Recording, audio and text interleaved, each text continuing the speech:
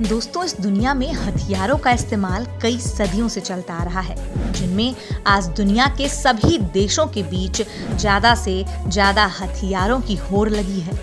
इसे इस तरीके से मान लेना चाहिए कि जिस देश के पास सबसे आधुनिक और खतरनाक हथियार होंगे, वो देश सबसे ताकतवर होगा। जिस तरह 1945 में अमेरिका परमाणु बम का परीक्षण करके दुनिया में महाशक्ति के रूप में उभरा था।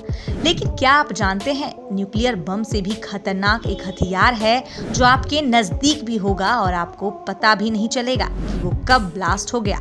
दोस्तों, जब इंसान के पास अपने देश को मजबूत बनाने के लिए कोई हथियार इतना कारगर नहीं लग रहा था, तब उसने खुद को ही हथियार में तब्दील कर लिया, जैसे सुसाइड बॉम्बर या आत्मघाती कहा जाता है।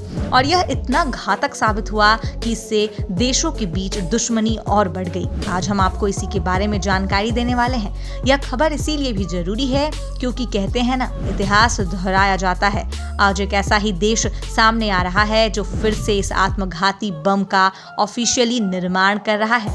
कौन है वो देश और कब से शुरू हुआ सुसाइड बॉम्बर का सिलसिला, यह सभी बातें आज हम आपको बताने वाले हैं। तो इस वीडियो को एंड तक जरूर देखें। दोस्तों, पूरा विश्व जानता है कि अफगानिस्तान पर तालिबान ने अपना कब्जा कर लिया है, जिसकी वजह से वहां के हालात बदतर हो गए हैं, जिससे तालिबान ने अपने पड़ोसी देशों की मदद से अफगानिस्तान पर हुकूमत हासिल की। आज वही सबका विरोधी हो गया है, जिसके चलते तालिबान सभी को खुलेआम धमकियां देने से भी पीछे नहीं हट रहा।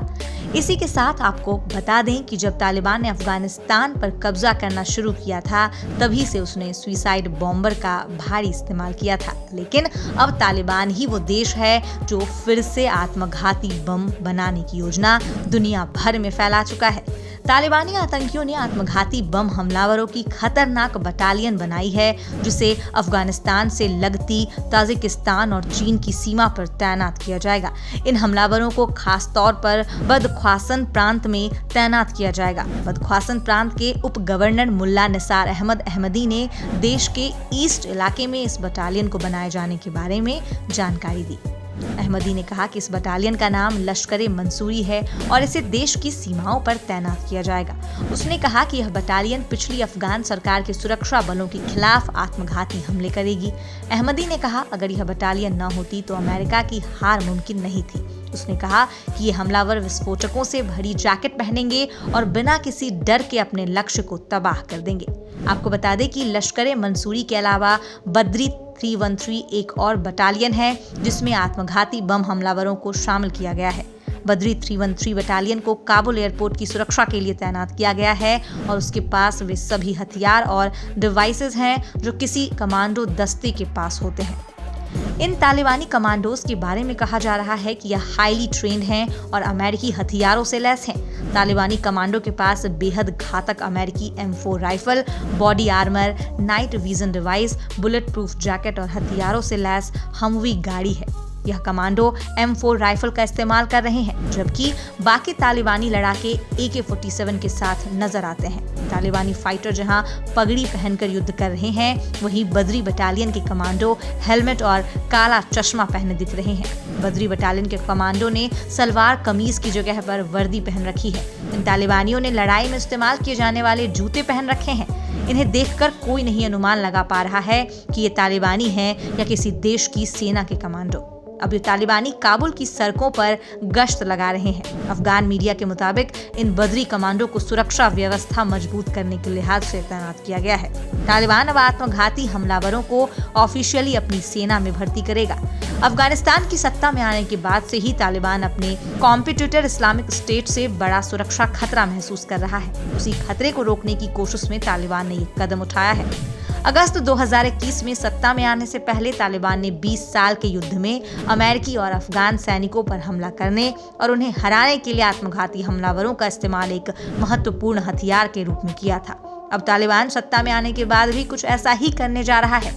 तालिबान उन सभी आत्मघाती हमलावरों को फिर से अपनी लड़ाकों में शामिल कर रहा है। तालिबान के सीनियर स्पोक्समैन बिलाल करीमी ने कहा है कि अब तालिबान अफगानिस्तान की रक्षा के लिए देश भर में आत्मघाती हमलावरों के बिखरे हुए दस्तों को संगठित कर एक विशेष दस्ता बनाना चाहता है। इस दस्ते का मुख्य लक्ष्य इस्लामिक स्टेट की स्थानीय शाखाएं होंगी। तालिबान के सत्ता में आने के बाद से इस्लामिक स्टेट ने कम से कम 5 बड़े हमले किए हैं। इनमें से कई हमले आत्मघाती हमलावरों ने किए थे।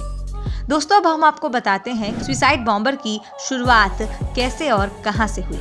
दोस्तों, दुनिया में पहला सुसाइड बॉम्बर रूस ने बनाया था, लेकिन रूस ने इसका ज्यादा यूज नहीं किया। इसके बाद जापान और चीन के बीच हुए युद्ध में जब जापान भारी हमलावर होकर चीन के कई इलाकों पर कब्जा कर चुका था, तब चीन ने सैनिकों पर यह फैसला छोड़ दिया कि अगर आपके पास कोई रास्ता न मिले तो आखिर में आप देशभक्ति के लिए अपने आप को समर्पित कर सकते हैं। लेकिन यह सैनिकों की अपनी मर्जी है। लेकिन शायद जापान के दिमाग में ये बात इस तरह बैठी कि उसने भारी मात्रा में सुसाइड बॉम्बर का इस्तेमाल करना शुरू कर दिया। इसी के साथ जब दूसरे विश्व युद्ध में जापान अमेरिका और बाकी देशों के अगेंस्ट युद्ध लड़ रहा था, तब भी जापान ने सुसाइड बॉम्बर का भारी इस्तेमाल किया था। इसके बाद यह सिलसिला मिडिल ईस्ट में ऐसे शुरू हुआ कि सभी उभरते आतंकी संगठनों ने अपने गुट में शामिल होने वाले आतंकियों के मन में अपने देश या अपने धर्म के विषय में ऐसा जहर भरा कि आज तक भी एक आतंकवादी अपने कौम के लिए तबाह होने को भी तैयार है। इसी धारणा के साथ जब तालिबान का भी मानना है कि वो सुसाइड बॉम्बर की मदद से ही अफगानिस्तान पर कब्जा कर पाया है और अमेरिकी सेना को खदेड़ पाया है, अब तालिबान बड़े लेवल पर अपनी सेना में आत्मघाती हमलावरों को शामिल करने की तैयारी कर रहा है। इससे दोस्तों, न सिर्फ तालिबान के पड़ोसी देशों को खतरा है, बल्कि अगर किसी ने तालिबान के खिलाफ जाने की कोशिश की तो न जाने इससे तालिबान किस देश के खिलाफ आत्मघाती हमला कर दे। इसके लिए जरूरी है कि सभी देश एकजुट होकर तालिबान की इस नापाक हरकत को रोके। ऐसा करने से विश्व शांति को बढ़ावा मिलेगा। तो दोस्तों, कैसी लगी यह वीडियो हमें कमेंट करके जरूर बताएं। साथ ही अगर वीडियो अच्छी लगी तो लाइक जरूर करिए और हमारे चैनल को सब्सक्राइब करना मत भूलिए। धन्यवाद।